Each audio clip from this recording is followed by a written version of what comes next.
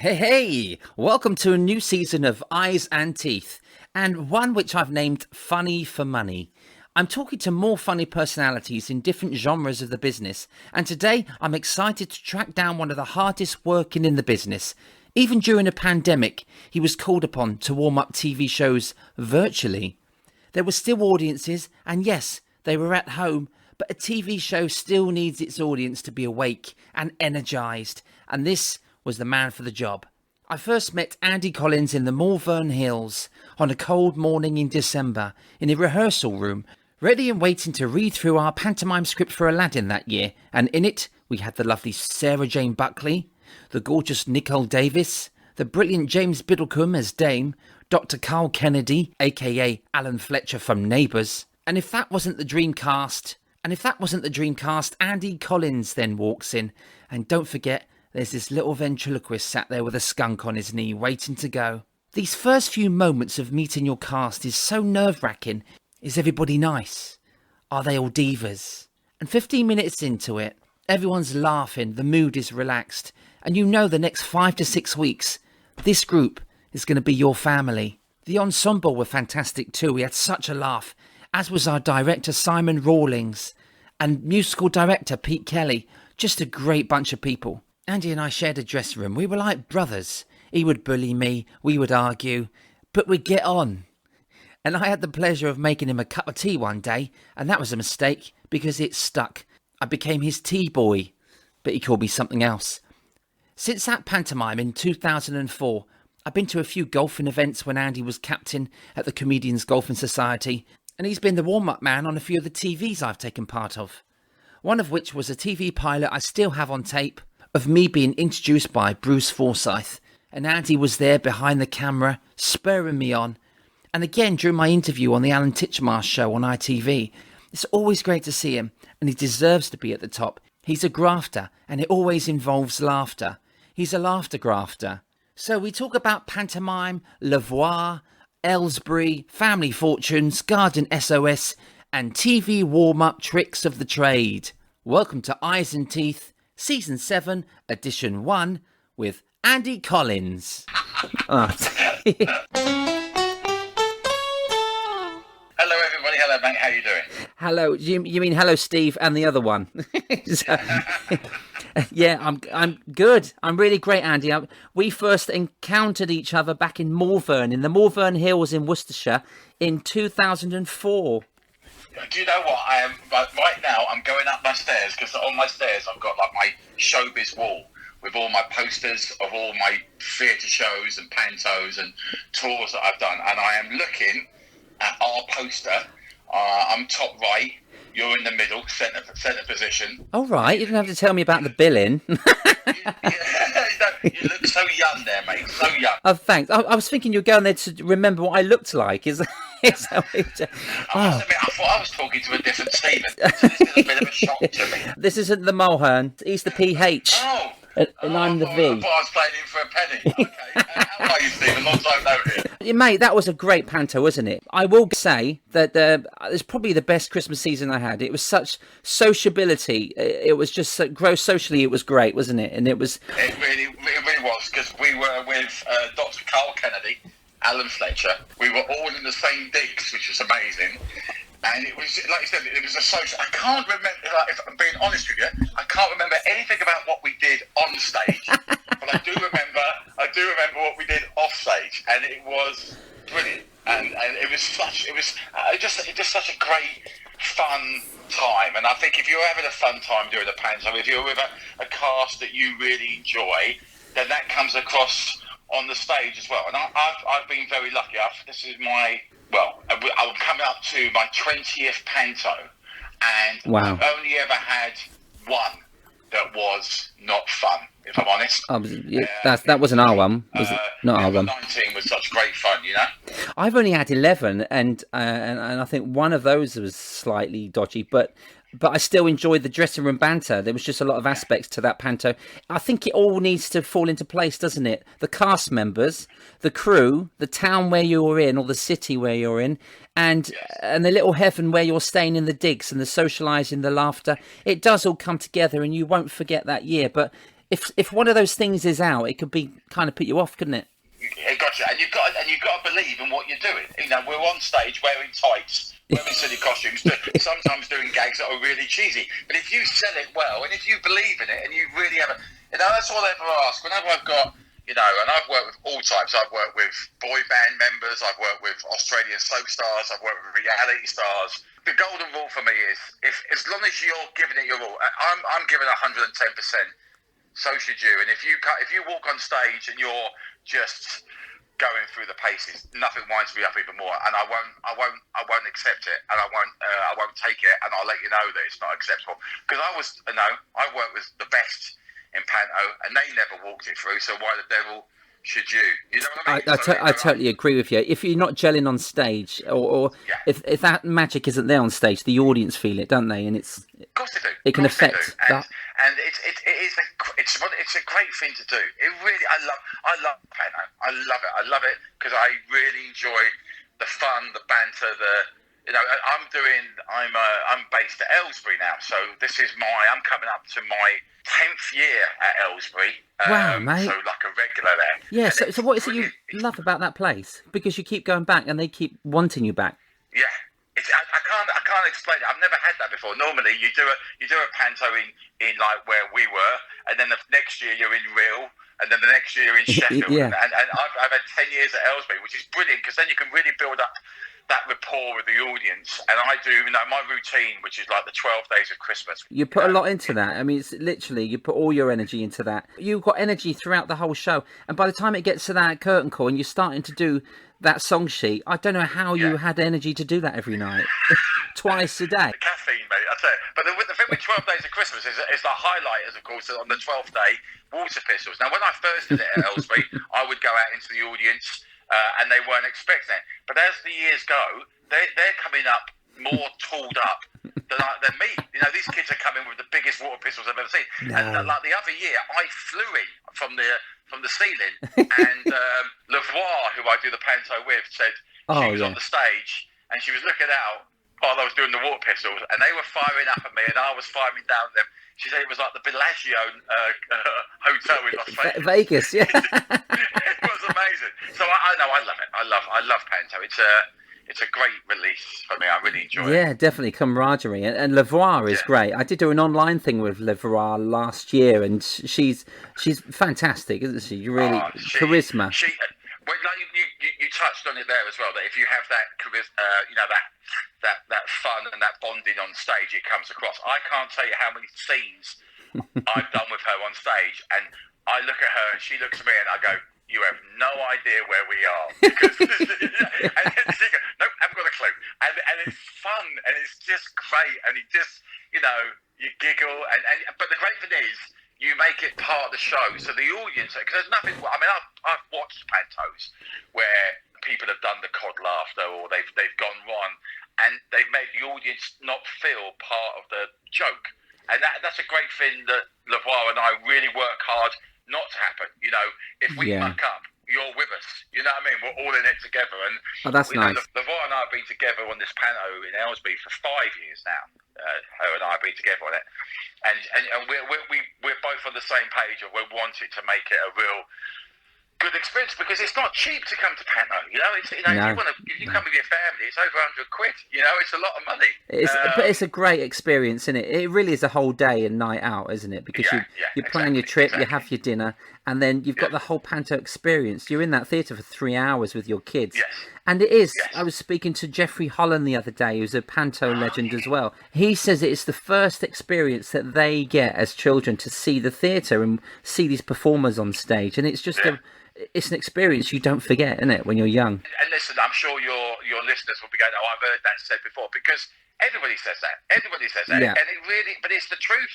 It ain't some cheesy line. It is the truth. For some kids, it's their first ever experience, and then from that, they'll go and watch a musical play, or they'll go and watch a serious play, and then before you know it, that generation is hooked on going to the theatre. We have a very important part to play in getting the younger people excited about theatre. Interesting, definitely. I love talking about outside, the front of house and the theatre and the auditorium, but what goes on behind the scenes, and like I said before about the people on stage getting on, and the audience can tell if you're loving your job, and if you get on as well. So if you're getting on backstage, which we did because we were dressing room buddies, I'll never forget that season for that, and it makes it such a far better run.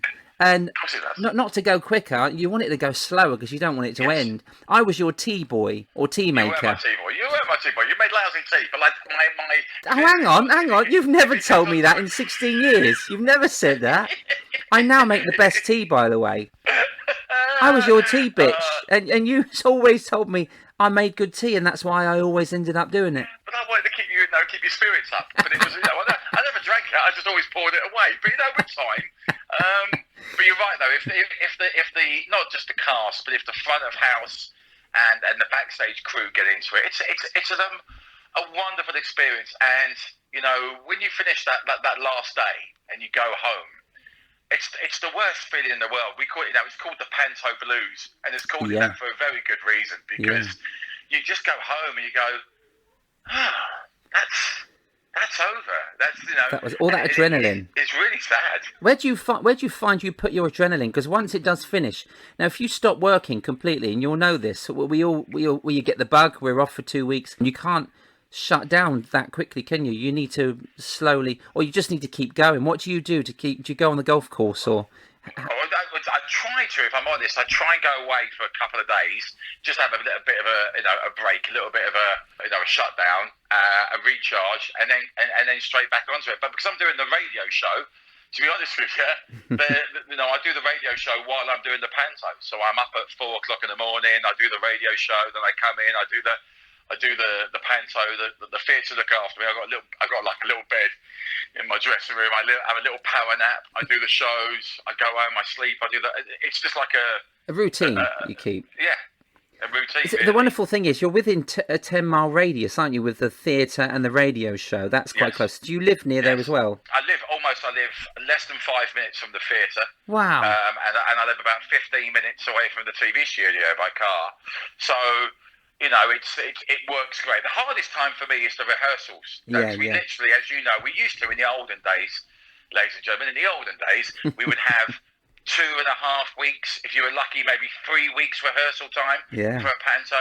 Now, it's 10 days. And it has got shorter, hasn't it? Yeah, you don't get the script. If you're lucky, you get the script before. But no, and let me assure you, no actor looks at the script until the first day of rehearsal. I definitely don't. I always the joke that Levoir and I do on the first day, and we've done it for the last 5 years, is we sit there, we start the read through, and we go, "I'm sorry, is it Cinderella? I thought we were doing Jack and the Beanstalk." You open that page and you go. I mean, I'm very lucky with Aylesbury because the UK Productions, who have been there for the last 3 or 4 years. Okay.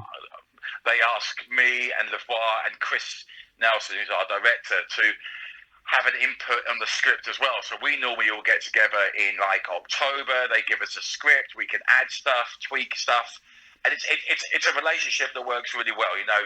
UK Productions, I can't sing their praises enough. I remember I phoned up Martin, who's the big boss, and went, "Right, we want to do this scene where I bump into it and all the set completely collapses, and then I fly off on the wire." And he went. Yeah, go on then. And you go, I was expecting a bit more of a fight, but okay then. And I see dancing elephants. So we're very lucky. We have a terrific support, but it does great business. Over 50,000 people come to watch our panto. When we first started, it was there are 4 big pantos in this area. There's Milton Keynes, there's Wickham, there's us. And there's Stevenage, and we were like 4th when we first started. We were in 4th place. Without wishing to blow our own trumpet, I would say we're probably up there in top spot, arguing with Milton Keynes. Wow. So I'm very proud of what that's brilliant. Milton Keynes is the big. Worked hard to achieve, Oh, well done, mate. I know you've earned it as well, and they do love you there, and that's why the audiences will come back because they want to see Andy, and now Andy and Levoir. I guess you kind of built a double act kind of relationship, almost. When you're doing that banter and everything, and it's a natural thing for you. You know what happened for the first time last year? It has happened before, but. For the first time ever, and we went on stage. Our first scene was us going on together. Now, normally that doesn't happen. Normally, I would go on first, and then like 2 scenes later, Lavoie comes on, vice versa throughout the years. But last year, we both came on at the same time. And we walked on stage, and there was that cheer, that woohoo, they hear, that warmth from the audience. Yeah. And I must admit, the first, it took a few times to get used to it, because I'd get a bit emotional. It's meant to be a panto, and I'm going, excuse me, I'm just going to cry for a bit. I'll let Lavoie take this line. But it was lovely, and it's a beautiful feeling. And that's what I've missed, really, thanks to this blooming awful COVID, no panto, no theatre, so there was no theatre this year. So it was like, you just miss everybody. I like everybody, stuck at home. I can't clean this house anymore. It's too clean. Eyes and teeth. You're such a natural TV and radio presenter. Your improvisation skills in panto must help that side of the business. Or does the radio TV help you get ready for panto? I mean, it's all about improvisation with all of your genre of work, with TV warm-up, all of it, isn't it? So what is the best way to learn your skill? It's a real tough one, because they're 3 different elements. With the TV, you've kind of got that basic skeleton of the script, and you rely on what's thrown at you. It's like when you're on stage and something happens in the audience, you react to that. You go, is that funny? I'll stick with that. If not, I'll move on to the next thing. But the radio, it's not scripted. It's what happens there and then on the, while you're talking with your producers and with the audience, and something happens and you go, well, let's go down this route. And I love that. And with the panto, to be honest with you, the panto is probably the more disciplined of all 3 of them. If I'm honest, you've got to be disciplined, because in a play, in a panto, if you don't deliver the right outline, the actor you're working with won't know if they're meant to come in at that point. That's so it's out of all the disciplines, I think the panto is the most strictest one. I'm a great believer in everybody has a role in the play. The prince and Cinderella, they're the storytellers. They're the one that keep the story on the straight and narrow. The dame and the fat little comic, i.e. me. Yes, we can have a little bit of a wobble, but we've got to bring it back in to keep the storyline moving. No one wants to sit and watch a panto that goes on for 4.5 hours. I was always taught, and I'm a great believer in, your first half should be no more than 1 hour and 2 minutes, and your second half has to be under 1 hour. And if not tighter, because that's the perfect amount of time. You're doing a scene and you can hear the sweeps going from the kids because they're bored. There's nothing worse. There's nothing worse. Or they're playing Fortnite, halfway through the script. Peter Pan's the worst one, because the way Peter Pan has so many standout moments, you have to stick to it.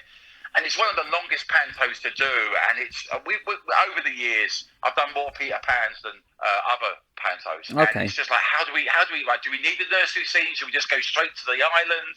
Do we not go back to the nursery? Should we just finish it on the island? Anything to make it as tight as you can, because we've all been there. We've all gone and watched our mates in pantos, and we've all sat there and gone, it's going on a bit. This is on for 1 hour and 22 minutes. Are they going to end? Yeah, I used to work with Ken Dodd. I know what you mean. There we go. So it's just basically, can we get rid of Tinkerbell? Do we need Tinkerbell? Get rid of her. Who's this guy flying about? Just get rid of him. Cut the strings. I've worked with Chris Nelson, who's my director and good friend. I've worked with him now for 6 years at Aylesbury, and he's like that. Your job is to walk on, do your scene, and keep it moving. Got to keep it moving. Got to keep it pacey. And it's true. It doesn't mean you go on stage and talk fast. It just means you go on, you deliver it, and you get off. You got to keep, because you just got to keep them hooked in, and it works. And it's got to the degree now where when it comes to panto negotiations, I'm like, right, I don't worry about what dressing room number I got. I want to know who my director is. I want my director to be Chris. I want Lavoie with me, because it works. And that's nice. And I'm very lucky that UK Productions and Aylesbury, because they have the finals. They go, yeah, you know what? It works, so let's keep them there. Yeah, definitely. Isn't there a rule? I don't know if it's a rule or unwritten rule that only really the dame and the comic can go off script, come straight back, but all the other actors have to stick to the script. That is really the rule, isn't it? It's kind of like the rule, but then again, there's nothing worse if someone's going off the script and you go, I don't know where we're going with this. Because someone needs to know where it's ending up. Yeah, it's okay, but don't be self-indulgent. It's gonna be funny. Yeah. It's everybody's show, isn't it? It's not just your show; it's everybody's. Of course, so it's not. Yeah. No, I always remember. I did I won't name the name, but I did many years ago, and normally it just has comic does spots. So it comes on and does his spot. And the big name of this panto went, can I just ask during how long is your opening spot? I went, literally, I've got a 2-minute setup, and then we crack on. He went, thank goodness for that, because the last panto I did the other year, the comic went on and did 17 minutes. Wow. There's no need for that. There's no need for that. No. Because, it's a team thing. You know what I mean? That's what panto's all about. So, definitely. I understand that. You say that, but many a time I looked at you at Morven and went, is there any chance of you coming off? You know what I mean? You say you understand it. You know what I mean? Well, I've learned my lesson. I think that's why Martin at UK Productions hasn't called me back, I think, because I've had those moments. And please give him my best. I had two... Yeah, well, I would, mate, but you know what that judge has said? You can't get within 200 yards of him. But I will pass on your best, yeah.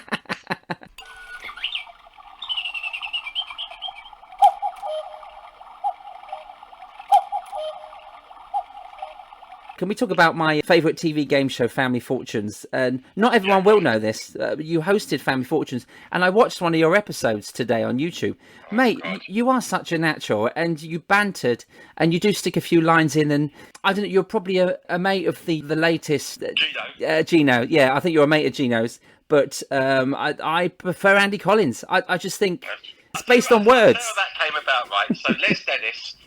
obviously had been doing it for years and years and years, 17 years I think he did it. Yeah. And they decided to move from Family Fortunes from prime time to a new time slot of 5 o'clock, because what would normally happen at ITV or BBC, at 5 o'clock you'd still have your kids' programmes, so you would have News Round, and then you'd have Blue Peter, then you had Will o' the Wisp, then it was Neighbours, and then it was the news. And they decided to shuffle it all around, so before the Chase and Tipping Point and all those, they thought, well, let's try it now. So it was an experiment.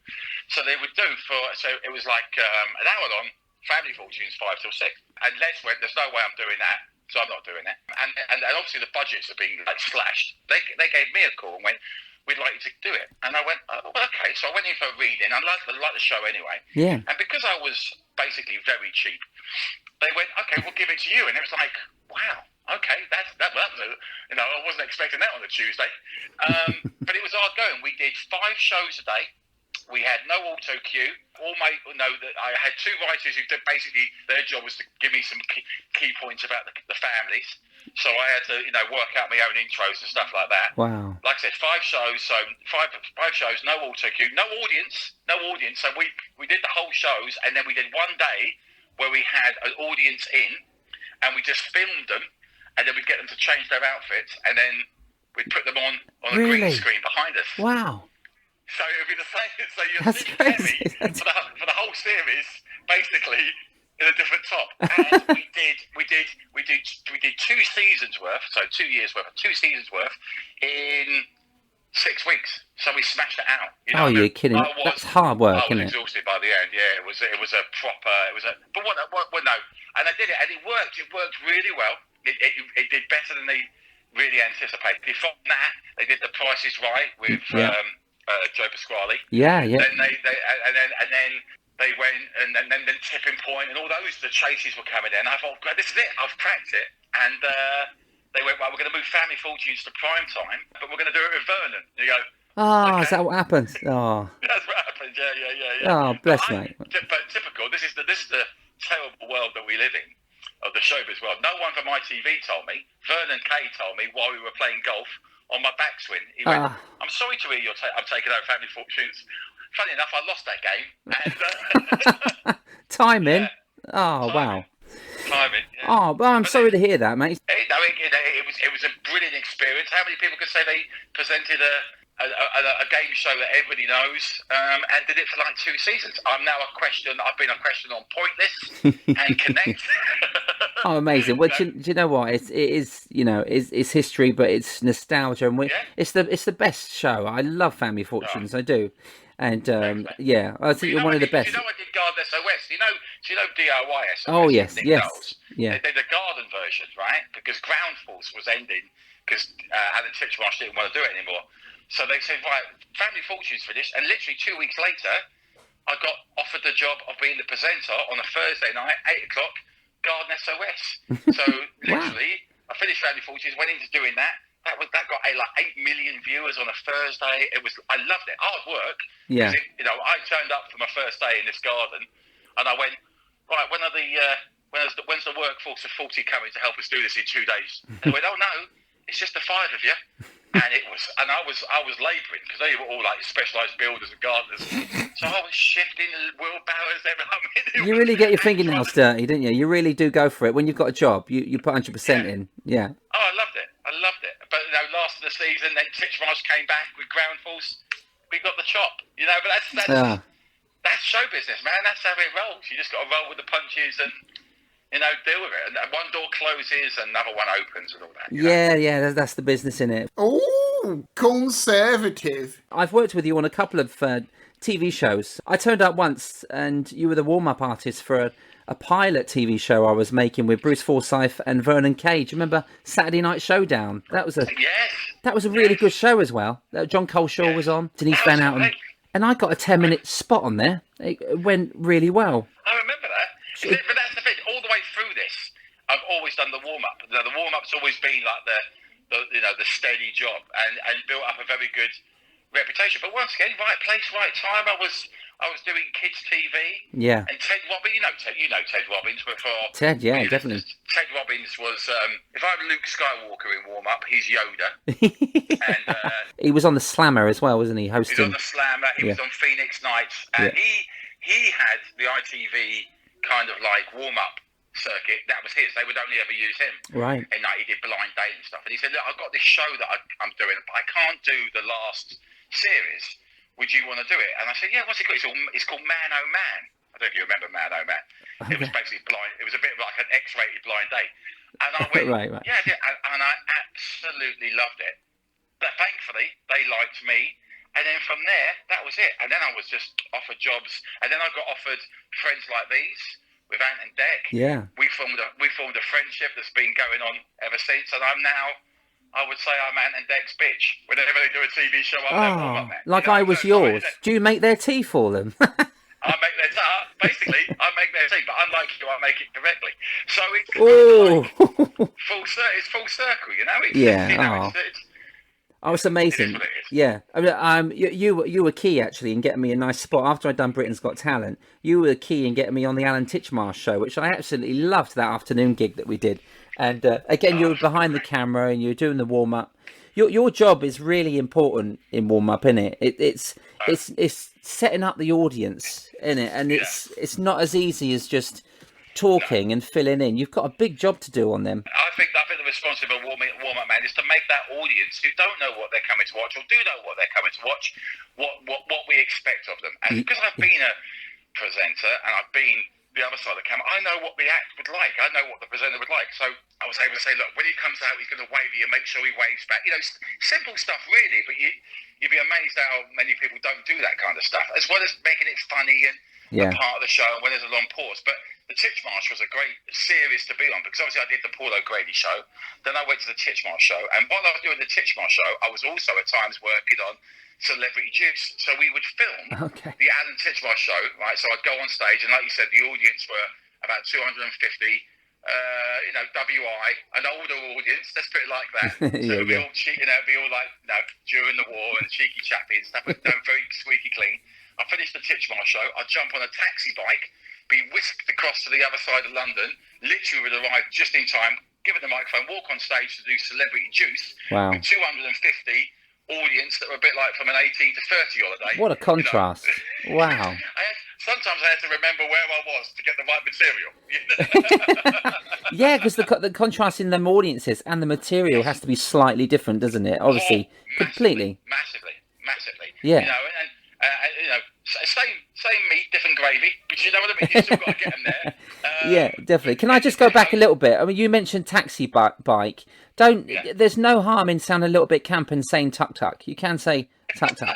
You basically took a tuk-tuk across town. Mate, I tell you, I don't know if have you ever done the old taxi bikes? They're amazing because they give you like a little comm link. You can talk to the rider.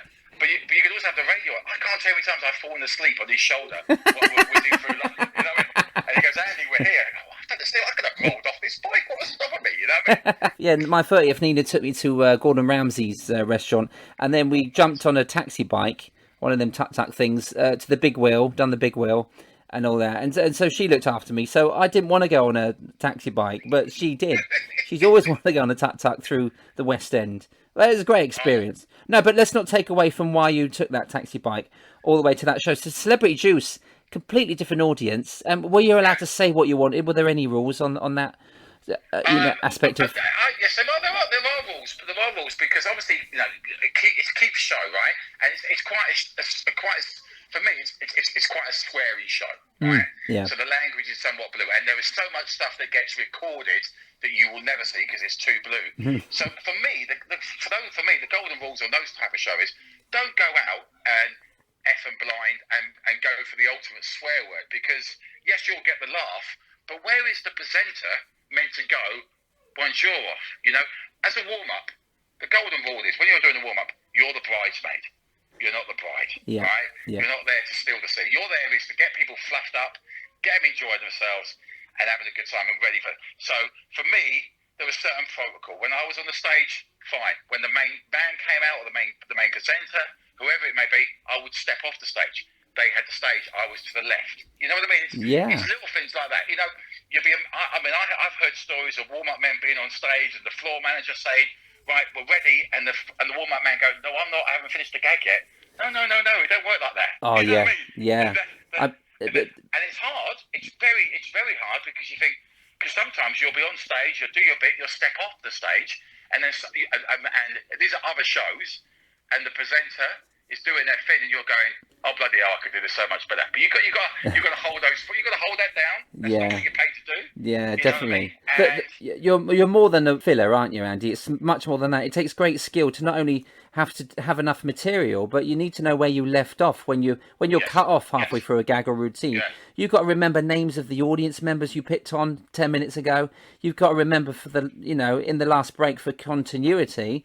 And the audience has to like you, otherwise they're stuck with you for 6 hours in a hot studio. So. Oh my God, there's nothing worse if you go on stage and you hear them go, oh God, he's on again. because when you come on, that means there is a pause. So it's really hard, when you go, oh God, he's on again, what's wrong? And you go, so it's an art form. And I'm not just blowing my own trumpet. There's not many of us that can do it, No. I've known, alternative comedians try and be warm-up men, and they'll go on. They've got a strong 15 minutes, but they've got nothing else after that. You know? And you haven't got to go full pelt all the time. You've got to know when to push, when to pull, when to you've got to pace, when to say whatever. But you've got to work with your floor manager. Yeah, it's an art form, and I do love it. My career has somewhat gone in a different direction now with the radio, which I know we'll talk about. So now I'm kind of like. I'll still do the warm-up. Of course, I'll still do, I'll still work for Ant Dec. I'll still do Celeb Juice. I'll still do, I'll do like the NTAs and the big shows. But my days of doing pilots, which are, hard work, the days of me doing sitcoms, which are just a nightmare to do because they're just so long, I cherry pick now. I'm very fortunate that I can cherry pick the gigs I do, which makes it great because it makes you even more in demand. But, I'm not going to say, whereas maybe... I don't know, 8 years ago, I would have said yes to everything and did. Yeah. Now I'm like, really would love to, but unfortunately I can't. Because the radio is my number one job now, and I've got to look after myself, physically and mentally for that, because that's a hard job. Yeah, definitely. You're up so early. You text me about 5:30 this morning, and I know how hard you work on that show. No, I didn't get it until I woke up. Don't worry, but my phone's off. But it really is. I don't do morning jobs. But what you do, you need to get a good night's sleep. You need to have your energy for it. So to be in a hot studio for 8 hours and go to bed early to get up at 4 o'clock is not going to be the easiest thing. So it's nice you can pick and choose. There was times that I was doing like BGT, for example. Actually, there was another gig which I won't mention, and we weren't finishing till 11 o'clock, which means I won't get home till 12:30, and then I'm up again at 4:30 in the morning to the radio show. And it was kind of like that conversation you have to have with yourself. You can't keep doing this. You're going to make yourself ill. Even though the TV stuff is, is a great job, it's a great payer, and radio doesn't pay as much, the TV. Looking at the long game, the radio is where I want to be. You know what I mean? And I, you know, sometimes you got to know when to walk away from certain stuff and go, no, this is what I'm doing At now. the top and as well, yeah. I'm in a very happy place now, you know. Yeah, brilliant. Ice and Teeth. I am fascinated by warm-up men. I really watch when you guys work, you know, and I've done a few with you, and I've loved it. But when a TV show goes out there, your job at that time is integral to the actual outgoing of the show, isn't it? It depends on how warmed up the audience are and how energized the audience is, as to how much the show's going to reflect back on the TV host or the performer. So your job is really important. So I only get booked, if I'm honest, very early doors. I was booked for I get booked for shiny floor shows. I get booked for light entertainment, Saturday night primetime shows. If you want your audience up, jumping, going crazy, then you book Andy Collins. You don't book Andy Collins for the news night debate programs, sitcoms, because sitcoms, they don't want the audience up and jumping and going crazy. They want the audience just lukewarm, just giggling. They don't want them like level 10. So I don't do sitcoms.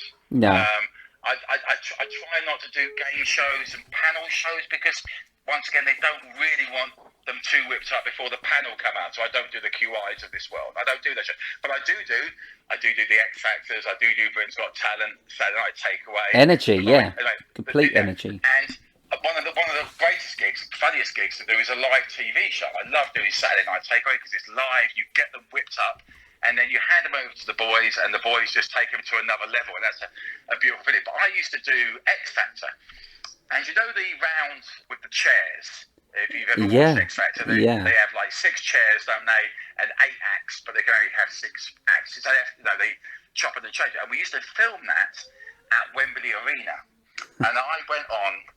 And I got that crowd like whipped. It was like a bear pit. And the producers came up to me and they went, "The audience are a little bit too pumped up. Can you bring them down?" And I went, "Seriously?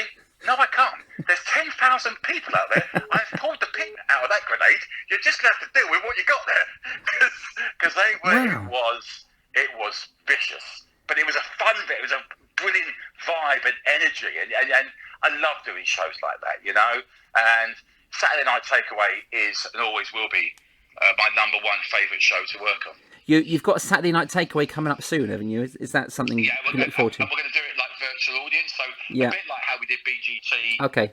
Just gone. So, you know, all the audience are at home. You're on the big screen and they're looking at you. But I've got to be honest with you, it really worked for BGT because you know what BGT's like. You know, when it's not live, it's a long record. You know, we'll start at 6 and sometimes we're not finishing until midnight, you know.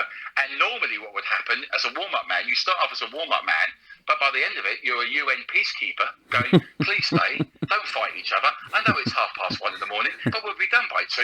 You know, it's a hard gig. But because they're at home watching it, they can go to the loo, they can order a pizza, they're getting drunk, they're having a great time. So the energy and vibe was there. It was weird, but it was brilliant. Yeah, you don't want your audience members to get frisky, you know, on a Saturday night on the couch, you know. That's bound to have happened. There must be somebody controlling all these separate screens, though, in case someone does get frisky, you know, just to get on telly. Just to get on telly, yeah. I suppose, that's down to the IT blokes. I'm just there to jump up and down like a lunatic. But that's what we're going to do on Takeaway. They're going to have a virtual audience that way as well. For obvious reasons, we can't have an audience in, and they've asked me to be there and do my bit, which is lovely. So, you know, I'm still going to be involved in the show that I love.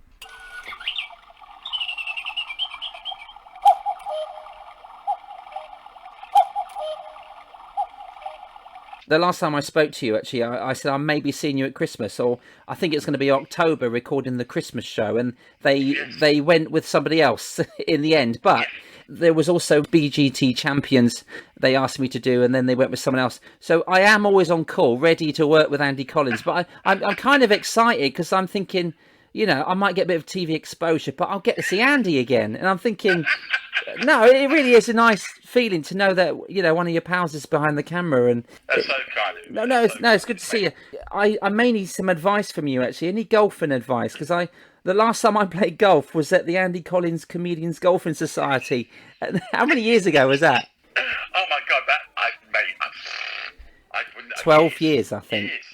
Yeah. Years ago. I think your heart has to be in it, doesn't it? Your heart's got to be in golf. Yeah. Are you going down the golf route? Are you wishing to start? Are you? Well, I'm 45, and I said when I get to my 50s, I might start playing golf, and I'm nowhere near smelling a golf ball at all. And at the moment, they're all closed, and so if I was going to do it, I should have started it last year. I think You could start. You could start now. I mean, as anybody who's listening to this who is a golfer will say, get some lessons, because otherwise you're just going to pick up some really bad habits. Yeah, I've got them now. And don't expect to play like Tiger Woods after day one. It's going to be it's one of the greatest games I know, because it's just you versus the golf course and this little white ball that won't go where it needs to go, and it beats you up, and you'll go, that's it, I'm never playing this bloody game again. Well, that's what I said last time I played at your game. I just thought I'm not like Tiger Woods. I'm more like Victoria Wood when I play. I think it's. You've got to have the patience, love. You've got to have the patience. But you'll be good at it. And you know what? It's a great networking tool. And it's so. And you're out in the fresh air, and you're chilling and relaxing, and you're with good friends. You'd love it, mate. I think you should definitely continue with it. Yeah, I might pick it up at some point. Oh, contributional. You're really into your sports now. Football. If anyone listens to BBC Three Counties Radio, they'll know that you're an avid football fanatic. You got a season ticket? You got for your team? I'm very lucky in the sense that I present for the Watford Football Club, who are my team. I present their Player of the Year awards, and they give me a little season ticket as a thank you gift. So yeah, I've been a season ticket holder. Oh God, so 20 odd years now. Brilliant. I love it. I absolutely love it. And well, you do love your sports. I imagine acting as a ref on Question of Sport. That was a tour, wasn't it? That must have been fun. That once again, a job that just came out, because I used to do the warm up on Question of Sport, and they said, "Look, we're going to take it on tour. Would you like to?" Because I was doing the Dance on Ice tour at the time, as like the co-presenter. It was done by Live Nation, who are like big production company for tours. And they said, "Right, we're doing Question of Sport tour. You would be great as our referee." Once again, a lot of my career, Steve, hasn't boiled down to talent. It's about being in the right place at the right time and being very lucky. And so my daughter is going in the same career path as me. She's going to be a dancer. She's at dancing college now. She's like 17 next week. Wow. Yeah. And what I said to her was, "Darling, don't rely on luck. Your father has used every bit of luck up in this family. You're going to have to rely on talent." That's good advice. So, yeah. You have got talent though, because you need to have the guts to go and do what you do, and TV warm up. I wouldn't touch it. I wouldn't be able to touch it. And if they said to me, "Take that dummy away and warm up this audience," once my act is finished, you could do it. Well, you could do it. What do you say? But it takes a lot of talent to actually get where you've got as well. And you can have a bit of luck, but I do think you've worked hard for where you are, mate. And it's something, yeah. Don't take that away. You're very modest. Because I always do when you're on stage. And once again, anybody who's been a turn, an actor, will know this feeling. But sometimes I go through those bits on stage where I go, they're going to suss me out in a minute. I'm getting away with it. They're going to work out that I'm not really very... You know what I mean? It's just every now and again you have those moments of, I didn't go to drama school. I was in the Royal Navy. I came out of the Royal Navy, and then 2 days later I'm doing a gig at Slough Workmen's Club, and I've been doing that like that ever since. And I think they're going to suss me out. Every act has that. Every turn has that. You're going to get sussed out. No, you do. You just keep going, didn't you? So you try your hand at other things. So we're just going to pop back to the sports for a second. Boxing is your thing. And I took my brother to come and support you one night in quite a serious boxing match. I thought it was going to be a bit of fun. A couple of jokes in between and then, bang, bang. But no, you really trained hard for this match. And I don't know if you've fought since, but you ended up with a well-deserved belt at the end of that night, and it was brilliant. Vernon was there. You had a lot of support, and what the hell were you doing? Well, so I know. Believe me, I asked myself that many times. So I'm just a great believer in it, and I know it's going to sound a bit cliche, but it's true. I'm only here for a short time, and I want to do everything and everything. I want to see the world. I want to do stuff, and so when I am lying on my deathbed, surrounded by my 8 wives, I can go, you know what? I did that, and an opportunity. So I was training at a gym, trying desperately to lose weight and failing. And the guy who was an ex-boxer said, "Look, I'm doing these boxing events. It's like white collar boxing. Do you fancy giving it a go? We train you for 10 weeks, and then you'll be fighting someone from another gym." Wow. And I went. Do you know what? I kind of need that kind of end goal motivation. So for 10 weeks we trained. And I was fighting, because I'm ex-Royal Navy. The person I was fighting against was ex-Army, so there was my motivation to beat him. Joe Pasquale was my corner man. Yeah. So, which was what a funny night. as. Yeah. And yeah, I went out and we did the fight, and well, I don't want to brag, but I knocked him out in the second round. So it was a great feeling. But no, I haven't fought since. I love the training.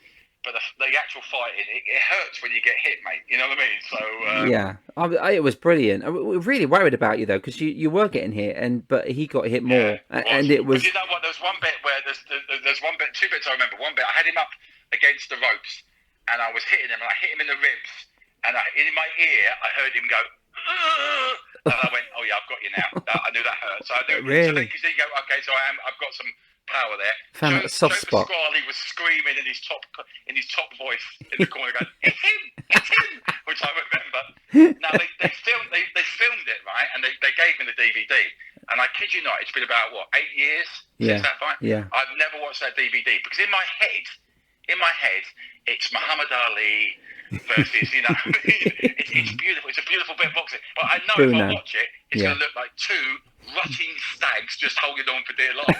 I don't need to watch that. Let me have what's in my head, how it is, Do you know what, mate? It wasn't. It was a real proper fight. It was bloody brilliant. I took my brother, because my brother was a boxer. He was training to be a boxer, and he kept coming second. I had to tell him the news. It's not happening. Get back to the dartboard, and so he comes second in darts. But no, he does. He's a county darts player, and he always is actually first. But it's not an easy thing, is it? Like boxing, blimey, going in at the deep end. But well done. It was a great night. I got great pictures from that night. It was brilliant. Oh, cheers, pal. Thank you. You try your hand at so many different things. Are you still writing for the Bucks Press? Yeah, still writing for the Bucks Herald, local paper, which is fun. I'm still I've got a mini production company, so we're pitching ideas for, documentaries and stuff like that. So, nice. That's still bubbling in the corner. Yeah, all just bits and bobs, mate. You know what I mean? Just keeping yourself busy. Yeah, which it's all about. That's what we've had to do. Because you present the breakfast show at Free Counties Radio. I was pleased to see you between the first and second lockdown last year. I come on as a guest, but I noticed the banter that you have with your producers and your guest hosts. It's a great tonic, isn't it, early in the mornings. Yeah. Can you tell us a little bit about your radio show, and we'll get some more people to tune in, because it really does cheer you up in the mornings. Oh, well, first of all, when I got the phone call, once again, it was a phone call out of the blue, and they went, "Hello, we'd like you to come in and talk to us about maybe presenting the breakfast show on BBC Free Counties Radio." And I initially thought it was a wind. I genuinely thought it was a wind up. And I went, "You are aware, because it's a talk show. There is a bit of music, but it's more talk. So we talk about everything from Brexit to COVID to the ridiculous, right?" Yeah. And I went, "You are aware that I'm the short little fat bloke with a lisp. Why do you want me?" Anyway, they'd seen me in Pantomime. So I went for a chat, and the show had always been, before I started, quite a serious show. Very, very heavy, very heavy in its subject matter. And they went, "Look, we want to take it in a different direction. Where do you see it going?" And I'm a great fan of the one show. I like the one show format. I really do. I like what it does. Yeah. And I said, well, if I was going to do it, that's what I would do. Rather than spend 20 minutes talking about one subject, let's spend 20 minutes talking about 3 subjects. So yeah, we will talk about Brexit. We will talk about COVID, but we'll also talk about what you have on your pizza. And we'll keep it moving, and we'll have it just, So even if you don't like what we're talking about, stick with us, because in 4 minutes we're going to be talking about something else. Oh, that's nice. And I also said, look, I want it to be it's called a zoo formula. So not just me talking. I want to bring the team in. So they said, well, this is going to be your executive producer Ben, and this is going to be your producer Danny, and there'll be a few other people, but this is your core element. And I said, well, we'll go and have breakfast. So the 3 of us went and had breakfast in the Weatherspoons, and we were there all day, and we laughed and we chatted and we found out about each other, and then we started, and the roles of where we are in the show just fell into place. I'm the short little fat bloke once again who says the silly stuff. Producer Danny is my Carl Pilkington. He's so funny. Danny is so funny, isn't he? He can't climb a tree. He can't ride a bike. He can't swim. And then I've got executive producer Ben, who's a communist Republican. But also very into his politics. So we've got all things covered, and it works. We won Best Breakfast Show on the BBC in 2020. We know our figures have been amazing. The audience seems to like what we're doing. We like our audience. It's the number one breakfast show in bed, tarts and bugs. What more can I say? It's a thing I absolutely love because it's been something that we've taken and it's growing. And we don't rest on our laurels. We have a meeting every show after the show for about 10 minutes about what we've done. Yeah. And then once a month we have a bigger meeting where we think about ideas, where we want to go and develop stuff. And it's oh, that's amazing. It's been interesting. Yeah, the rapport with the team on there, the producers, is just fantastic and so funny as well. You don't mind making fun of yourselves, do you, as well? No. It's very important that we must all be able to give a custard pie and, more importantly, take a custard pie. Yeah. You've got to be able to laugh at yourself and that's why I think why it's worked so well, especially in these horrible times that we're in. Yes, we'll still give you the news about the situation with the pandemic. We'll still talk about Brexit. We'll still talk about why people's bins aren't getting emptied by the council. Because those things are important. Yeah, but we'll also then let's say, look, we'll park that. Let's have a laugh and a giggle. How about this? Can you believe this is happening? We'll pick something up on the paper and we'll go with it. We talked about yesterday school trips, where you went on your first ever school trip with school. Danny went to New York, right? And I went, New York? We went to Caddington Sewage Farm. How did you end up going to New York? And then the audience get involved. They phone in. Yeah, I went to Bramley. And it just goes. It's just amazing. I went to Bramley, which was a train ride for 6 minutes, and drew a tree. We had to sit down and draw a tree. We got trees in Basingstoke. What's going on? That was my trip. Exactly. And then you got the millennials, because that's the thing. I'm 50 odd. Danny's 23 or whatever. Ben's a little bit older. But these guys and girls have been to New York for school trips. I'm thinking, what the hell? And then you'll talk about a film, and they go, I'm sorry, I've never seen The Great Escape. What do you mean you've never seen The Great Escape? And it just goes from there. It's crazy. I love it. The age barriers is funny. I was thinking about, they used to have these foreign exchange students and stuff coming to your house, and your kids go to their house. We were thinking of just sending our two kids away and not doing it the other way around, just sending them to Europe. Just for this summer, I think it'd be nice, just to give us a break, because the homeschooling's getting to us, Yeah, talk about it. It's tough. We talked about it on the show this morning. When I did maths, it was all about Terry's got in one hand 12 apples, and in the other hand he's got 15 plums. That was maths. Not what they're doing now. I have no idea. No. They're doing. What's the square root of 420 if it's pi minus 4? Something to do banana fractions. I've got no idea, mate. But my Lola, she's 9 years old, and she can outdo me in any maths class. I mean, she's brilliant. She loves maths. She don't like English, but that's what you get in it. I don't mean people. She loves English people, but let's not get into that. But I mean, it has been overshadowed by like COVID-19, hasn't it? But you've always found those things to do, and I saw some lovely things that you do, because you go with your producers, you go and do a Facebook Live afterwards, and you gave away some really nice awards to people that had done good things last year in your area. That was a nice idea. We did a thing called the Make a Difference Awards, which once again was something that the station, I'm very lucky in the station boss. He's very supportive once again. And we'll go to her and say, boss, we want to do this. And she'll go, yeah, fine. And won't question it. But they came up with the idea of these Make a Difference Awards. And there are some amazing people in your community who do some brilliant stuff, and they don't get the recognition they deserve. Yeah. So we did it, and it's gone so well that I've got to be honest with you, other BBC local radio stations have said, "Oh, we'll do that. we'll have that." So they start, which is great. It's all inspiration. good, and just getting the word out there. So brilliant. And that's a great thing. But once again, so when we go and do the Facebook Live, or we do, they want to film it, and these are radio people, so they've never worked with like cameras before. They go, well, how are you going to get from there to there to get? I said, well, I'll walk and talk. What, you can walk and talk? Yeah, I can do most things. I have been done a bit of presenting. And he talks the walk. He walks the talk. Yeah. He walks and he talks.